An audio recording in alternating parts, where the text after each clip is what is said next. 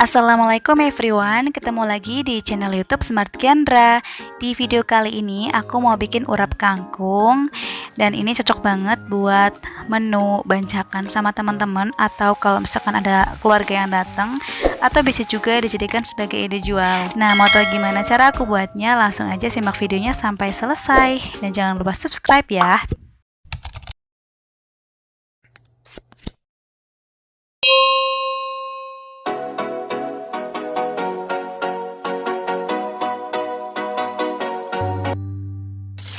Bahan yang harus disiapkan di sini ada 200 gram kelapa parut, 1 atau 2 buah wortel, 1 ikat kangkung, seperempat kobis dan juga tauge secukupnya. Kemudian ada kacang panjang dan juga buncis secukupnya, 1 sendok makan gula pasir, 1,5 sendok teh garam, dan 1 sendok teh kaldu jamur. Nah, ini dia bahan-bahannya.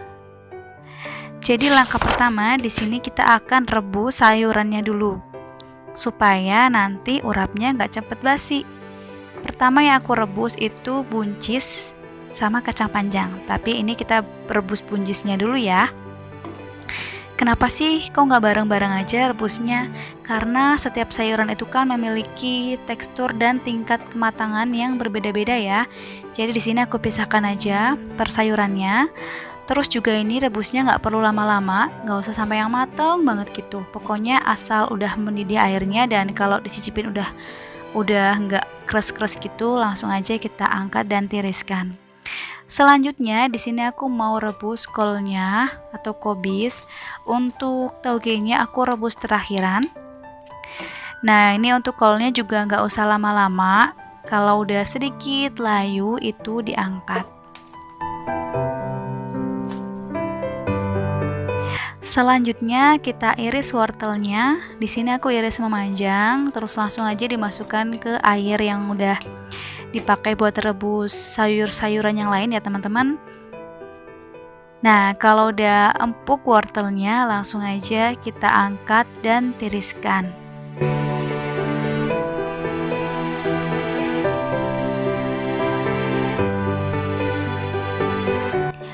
Oke, langkah berikutnya di sini ada kangkung, dan kangkung ini boleh diganti sama bayam atau sayuran hijau yang lain, atau juga boleh di skip kalau misalkan memang nggak ada di rumah. Jadi untuk sayur mayurnya itu bebas ya teman-teman, kalian mau pakai sayur apa. Nah, untuk kangkungnya nggak perlu lama-lama, karena kangkung bayam itu adalah sayuran yang gampang dan cepat sekali matang. Dan terakhir ada tauge. Di sini togenya juga cuman kayak aku cemplungin aja gitu, terus aku angkat. Nah, teman-teman udah selesai kita rebus sayur mayurnya. Selanjutnya kita siapkan bumbunya ya. Untuk bumbu halusnya ada 7 siung bawang merah, 3 siung bawang putih, 3 cabai merah, 5 cabai rawit, terasi secukupnya, 3 daun salam, dan 1 sendok makan gula merah. Sedangkan untuk bumbu lengkapnya bisa teman-teman cek di kotak deskripsi, karena aku udah tuliskan lengkap di situ ya. Dan untuk bumbu-bumbunya di sini kita akan blender aja, tapi sebelumnya udah aku iris-iris supaya memblendernya lebih mudah. Kecuali terasinya ini jangan dimasukkan ya teman-teman. Jadi yang dimasukkan itu hanya bawang merah, bawang putih, dan juga cabai. Kalau untuk terasi sama daun salamnya itu bisa kita nanti pas ditumis. Terus ini ditambahkan dengan secukupnya air supaya lebih cepat dan lebih mudah di blender. Di sini aku masak pakai minyak masak jagung atau corn oil. Jadi buat teman-teman ini tuh aman banget, karena dia itu untuk kolesterolnya itu 0%, dan juga di sini nggak ada lemak jenuhnya ya teman-teman. Jadi ini aman banget. Terus minyak jagung ini juga termasuk peringkat ketiga setelah minyak zaitun dan minyak canola. Buat teman-teman yang lagi tinggi kolesterolnya, jangan khawatir, teman-teman boleh makan tumisan asal pakai minyak yang gak ada lemak jenuhnya. Karena berita kolesterol itu emang harus banget ya menghindari lemak jenuh, lemak trans gitu. Kebetulan ini juga kolesterol lagi tinggi, jadi lagi sering-sering pakai minyak jagung untuk menumis. Tapi kalau buat goreng-gorengan emang dihindari dulu ya teman-teman. Salam sehat buat semuanya. Kalau udah kita tumis kayak gini, pokoknya ditumis sampai airnya itu surut. dan nanti bumbunya itu menggumpal. Kemudian kita masukkan gula merahnya,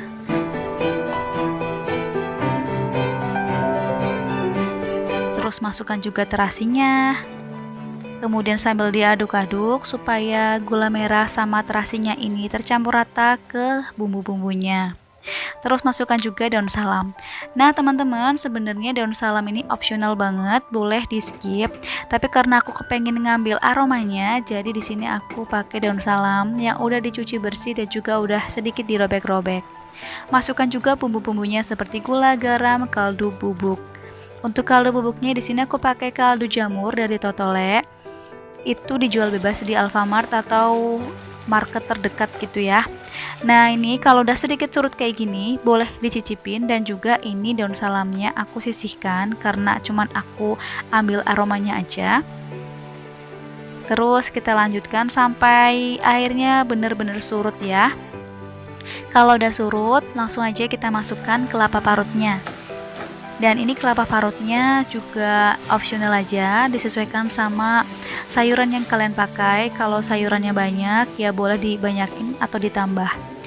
Kemudian ini ditumis, diaduk-aduk kayak gini supaya tercampur rata dan agak sedikit kering juga karena kelapa parut itu kan agak basah tadi ya. Terus kalau misalkan kurang asin atau kurang rasa bisa ditambah dengan kaldu jamur secukupnya. Jadi ini juga salah satu tips supaya urap kalian itu nggak cepet basi ya teman-teman. Dan terbukti ini aku masak di pagi hari dan sampai sore, sampai untuk makan malam itu ini nggak basi sama sekali, padahal nggak dipanasin.